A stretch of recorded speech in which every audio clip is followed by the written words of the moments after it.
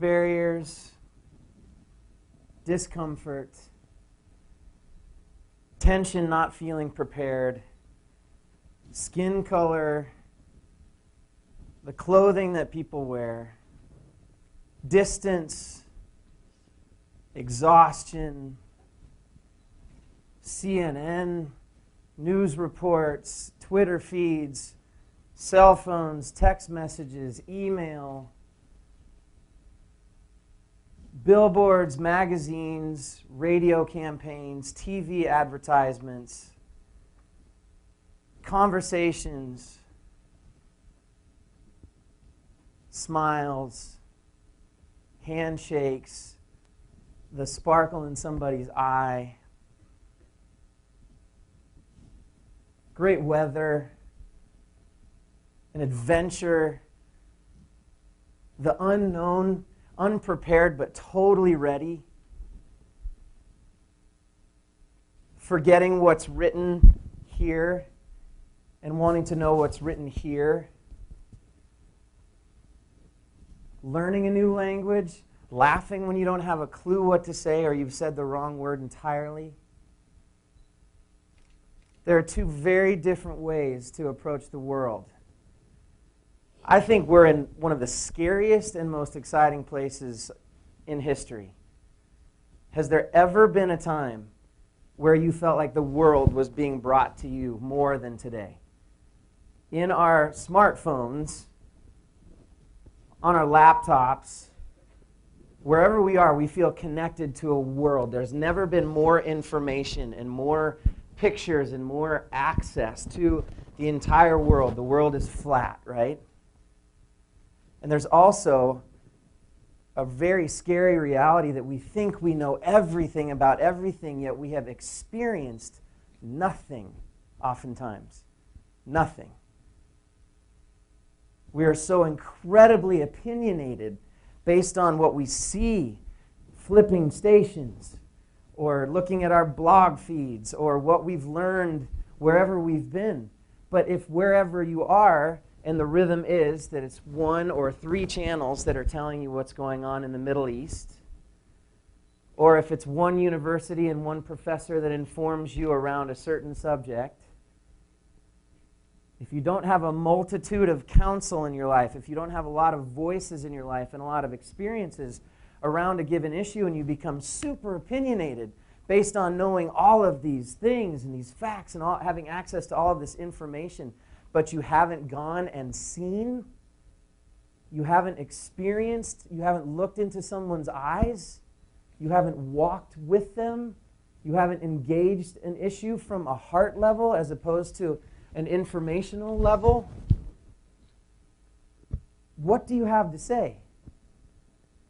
How frightening would it be if the world was reduced to what comes through your handheld? This is a smartphone. And I used to have all the phone numbers in my life memorized when I was in high school. How many do I have memorized now? Maybe 5? I don't think I've gotten smarter holding on to this thing. I used to know how to read a map to get from place to place, and last month a buddy and I went, hey, let's try something crazy. We're not actually going to use our maps like our iPhones. Let's see if we can figure out how to use an atlas. How does this thing work?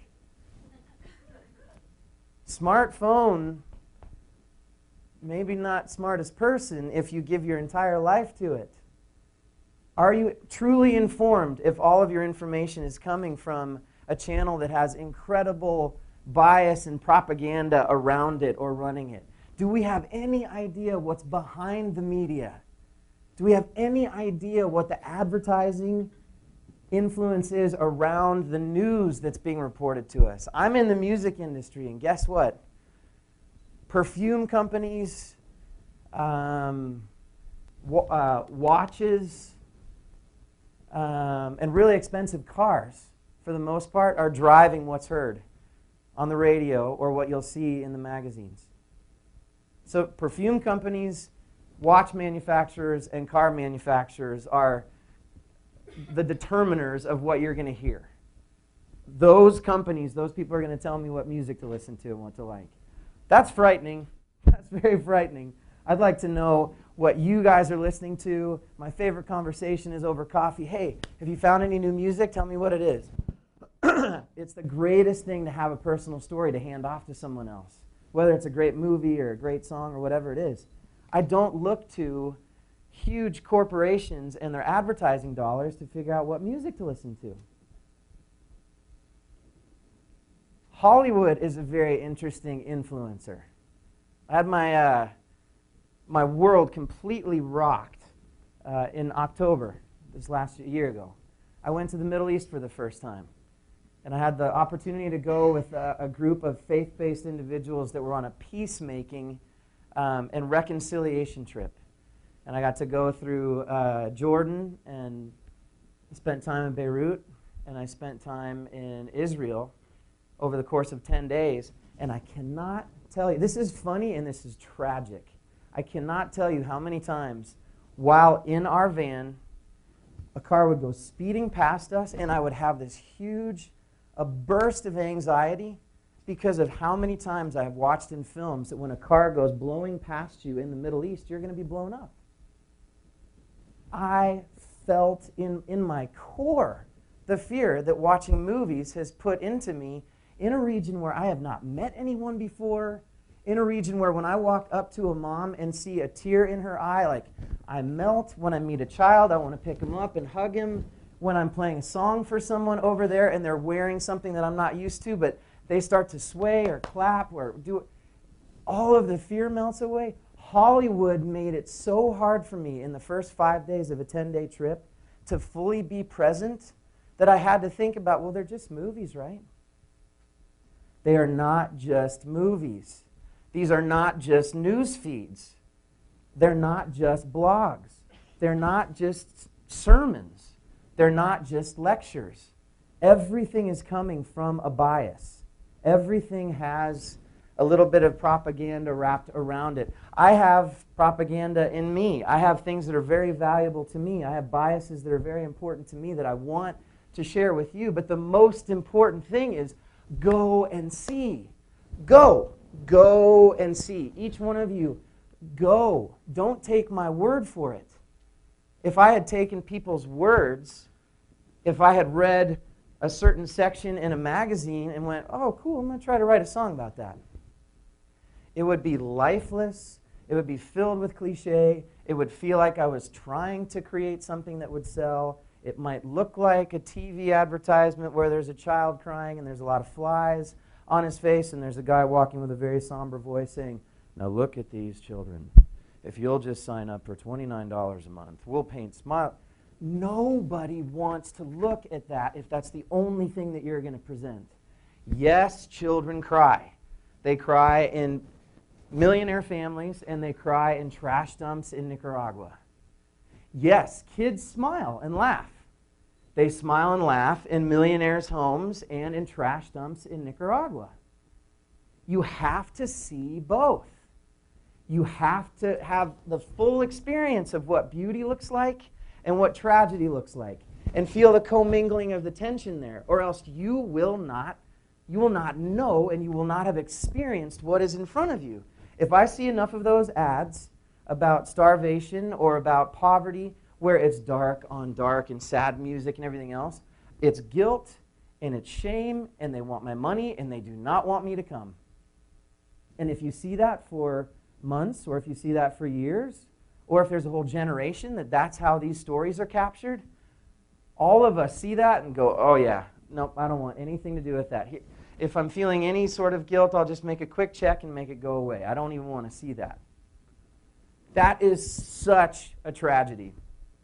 The opposite is go and find the most beautiful laughter in a place where you would assume it couldn't exist.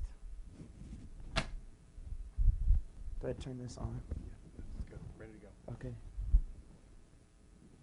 So that's Ileana in the center, and that smile wrecked me in a trash dump in Nicaragua. Wrecked me.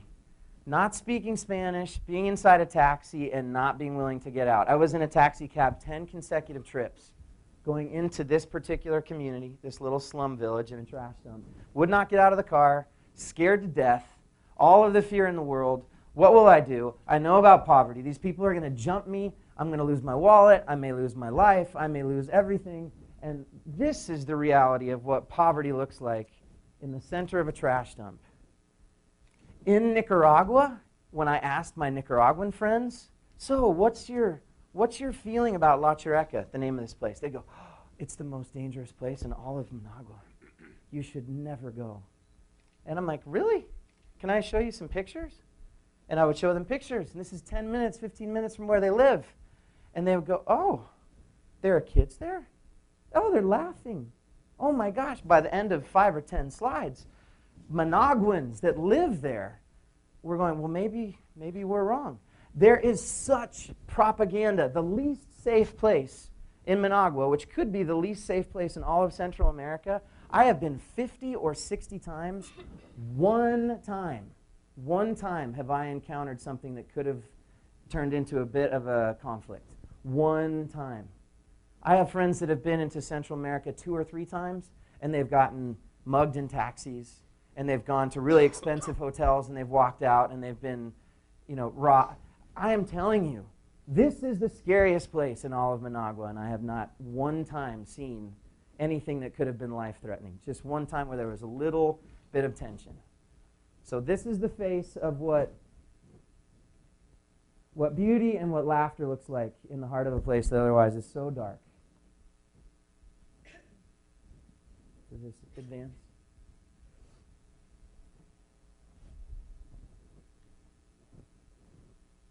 Well, if that's the one photo we have, that's a good one to focus on. The second story that I'd like to share with you is I was going to Zimbabwe in 2007 because I was a part of a benefit concert called Dispatch Zimbabwe. And we played at Madison Square Garden, intending to play one night, and we sold out the second night, and we sold out the third night, and I'm thinking to myself, wow, we haven't played in 3 years, and we're going to be talking about a country where I haven't been. That feels really awkward to me. 60,000 people over the course of 3 nights, and we have great photos, and we've learned a lot, and we've sung a song called Alias, which is written in Shona, and there's a personal story about that song, but I think I have to know it. I'm not going to feel comfortable standing on stage and talking about a place that I haven't been. So I jump online and pull up, everything that I can about Zimbabwe, and red flag, red flag, red flag. I think one of the governmental kind of reviews of Zimbabwe said, this is a country where we will not come in.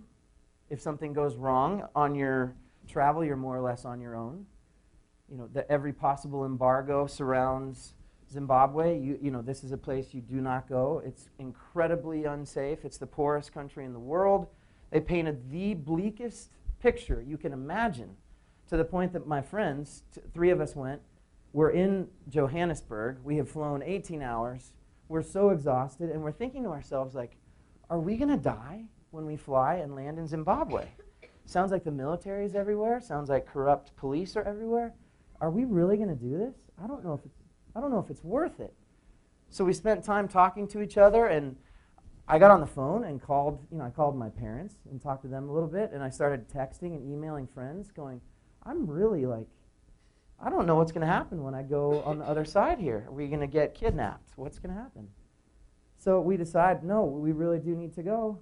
And we land, and we get off the plane, and there's a guy holding a poster, like a joking poster of me playing in a concert, and it says Bradigan underneath it, and he's kind of smiling, going, are you this guy? And I'm like, yes. My heart is racing, thinking that I'm going to go through a military checkpoint, and instead I arrive to a smile, holding a poster that's a joke. And then we drive, and it's absolutely gorgeous. Unbelievable countryside. The people are so welcoming and generous. Yes, it is the poorest country in the world. And the politics and the propaganda surrounding that country, another tragedy. 4 days in Zimbabwe, and I came back to the United States ready to speak to 1 person or 100 million people. I could have spoken to a youth group of 6. I could have spoken on The Tonight Show with the same passion, saying, we must go. You have to go. The greatest thing that could happen if we were in a place where politics and power and dollars and advertising weren't the key influencers influencing the media, influencing us, if it could just be a different way, what is happening in Zimbabwe still today, because of the political situation and the gap between the dictator and his wealth and the people and their poverty, all of us should go. Every single one of us should go. There's no freedom of press in Zimbabwe, but there's freedom to travel. And you have eyes. And wherever I went, I could tell that people were watching and acting a little bit more cautious. Like I could tell where the corruption was in a given area, and I could tell where the people were that were underneath this kind of regime of corruption. But when I walk in as a Westerner and someone with a camera, I could tell that things were mellowing a little bit. What if there were thousands of us that went to Zimbabwe? What if there were tens of thousands of us that went just to be a physical presence? The people feel so upheld, encouraged, served, because we had the courage to go. And those who are trying to perpetrate all kinds of evils don't quite feel like they have as many shadows to stand in. Because wherever I go, I'm like a light. You are like lights.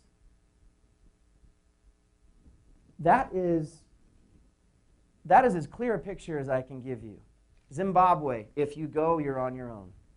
There is nothing in our governmental policy where we can come and help you. You are on your own. I get there, and those people are on their own. And we need to be there. In Nicaragua, that is the reality of what it looks like. But the smiles, that's what you keep. That's what you carry with you wherever you go. One last little idea. Everything that our country sells is not as it looks like. What we aspire to, the people that we want to be, the wealth that we're supposed to have, the influence and the fame, I've met a lot of people that are in those circles. I don't find the majority of them smiling. I find that the majority of them have found a place that they were never supposed to find. Go and see. Find out if your dreams are where they should be. Go and see. Find out if the fears that are in front of you are just walls of propaganda holding you back. Go and see.